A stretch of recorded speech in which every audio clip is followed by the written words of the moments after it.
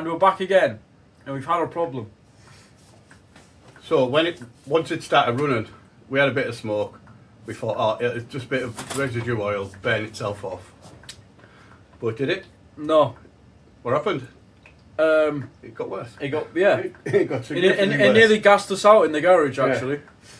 So anyway, when we've had a look, we've missed a crack in the block. So we've burned loads of oil. So what's going to happen now? We're doing an engine swap. Sadly, it's not some rotary or anything cool. It's just like for like. Yeah, it's like for like. It's the same engine again, but we've just drained the oil and we're in the middle of draining the water. So let's get into it, eh? 3 hours later. Can you move it along? I'm all out of time cards.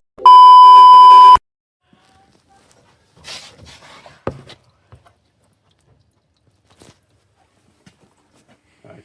Not the best colour water, is it? So water pipes are off. Now we're going to start fuel lines off. Harry? Oh, I'll do the fuel lines now then. Okay, so basically we've come to get the... What have we come to do actually? You're doing this, babe. Unplug the ECU. Unplug the ECU, and someone has seemed to have pop riveted this, so it's got no actual, like, screw. So we're gonna have to Drill it out. we're gonna have to drill it out, and that's gonna be quite annoying to do actually. But yeah, we'll get back to you once you've drilled it out. Warning.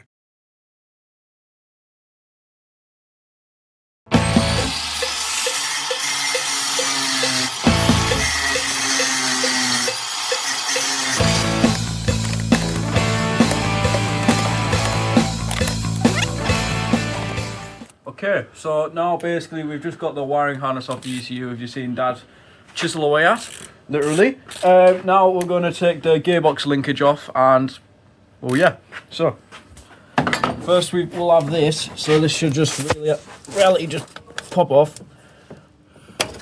which it does, thank God. Now that pops off. Don't forget the bottom one. Oh yeah.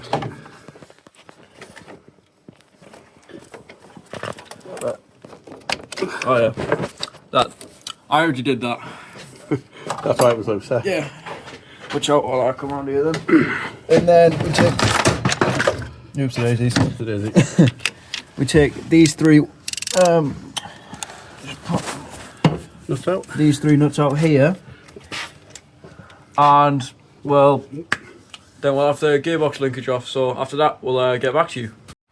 Well, hello. As you see here, I'm just fiddling around with the exhaust manifold on the underneath bit. So basically what we have to do here, we have to take it off from underneath because we wanted the best possible way to get the engine out. So we decided to take more than just the manifold off the top, so we had more room to wiggle it out. So basically in this clip, as you can see, I'm just fiddling around with the bolts, and that's pretty much it. It's focusing on your arse. I want it to focus on the drill. Mm-hmm. It's stuck inside. What? Harry, Hello. are you nearly done with that bit yet, or what? I think I'm just about done with it. How long's it been? How long has it been? I don't 3 know. hours? Yeah, no. It seems you actually left me to do it by myself, actually. But we've done it. We've got the full exhaust manifold off after a big fiddle around with a bracket on the bottom of the gearbox. So now we've got one mount down there into the gearbox. We've got the engine mount there. Dad, have we got anything else to do after that? And the wires on the back of the alternator and the thing we pump, Right. AC pump. Then Then we're ready to lift out, I think. I think this engine's soon ready to lift out. Right. Right, let's get up there.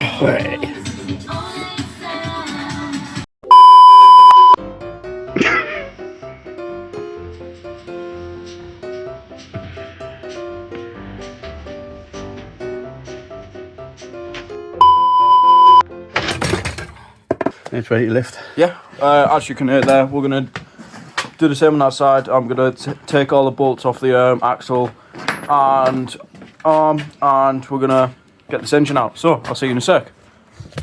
Hello, and this is Harry's special segment called How to Get an Engine Out in 4 Steps Exactly. So, As you're going to see in a second, we have got 4 steps to remove this engine, which will now be shown. Ladies and gentlemen, you can currently see that our first step to remove this engine is hooking it up.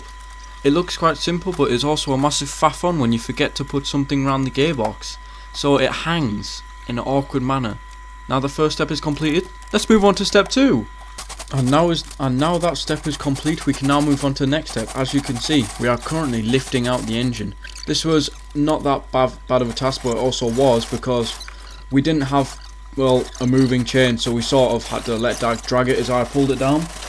Then after this comes the 3rd/4th step, which is carrying/dragging it along the floor to where you'll now see it later. Okay. Car officially has no engine. Because, so, I'm not actually officially showed yet. That's the old, that's the new one which is going in, so... we're going to take a breather for a minute, get sorted, and we'll get back to you in a bit where we start something else. Okay, I forgot to blog half the things we're doing because we're in a bit of a rush, realistically, but as you did see, we got the engines out, and I'll just give you a little show of what we've done so far. So, if I just do that, this is our new engine. We've swapped all the thermostat housing off that engine because that's our bad engine. We're doing the oil pan and silicone it all clearly. Because had a bit of oil and weep. Yeah. Oil weep or oil leak. Yeah, weep. It wasn't really a leak, it was a weep, so... Yeah. But why we've got it in bits, we might as well do it. So, yeah, so... This is what else have we been doing to this engine? We changed all the timing, you can't see because obviously we've got it tipped right now. Engine stand will be greatly appreciated. We've got it all tipped right now, but we've changed all the timing on it. We've done, yeah, we've just changed all the timing and everything. Thermostat housing, changed all that. We're going to change the intake manifold for the new ones we got. Dad's just currently taking all of the, well, I think he's about to put the new stuff on actually, so I'll take you over there. All the silicon. Alright, fair enough. But yeah, so silicon on the oil pan, and then there's not much left to do before we get it in. Obviously put the gearbox on, but I don't think we have, like, after this oil pan, I don't think we have anything else before we put the gearbox on, so I'll get back to you when we put the gearbox on then. Before he starts, I would like to thank Dad for this little cover you're about to see. It was very helpful, thank you. So, by how he's at college, the new clutch has just turned up. So I think I'm just going to make a start putting it in. So when he's back, we just ready to lift the engine straight back in then. So we'll catch you back then. See ya.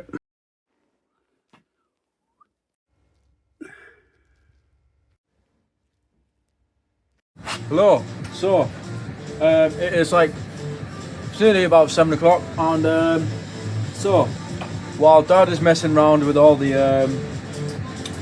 well, engine stuff, the unimportant stuff, you know, we're going to be changing all the brake discs and pads at this side, so I'm going to take you through how to do that in a little time-lapse simulation while voiceover thing. So let's get into it. Okay, to save a bit of time what I was doing recording, I'm going to talk to you about what I did there. So what I did, I first replaced all the brake pads, fiddling around with that for a while. Then I actually replaced the brake disc as well, before eventually hooking it all back up. It went pretty smoothly processed. In the calipers there, the rusted, but they will be getting painted in another video, so stay tuned for that. Okay, so I've now just changed over all the brake pads and brake discs, and I'm gonna go see what Dad's up to because he's up there fiddling around with something. Then yeah, I'll get back to you when there's something else to watch. So we got the engine running, but I forgot to film it, but here's the running, like, driving scene, so I hope you enjoy. So this is the car's running well, isn't it, Dad? Really well. Really well. With, well, obviously my custom shifter and everything on. You can't see anything in the pitch black light, but it's running really well.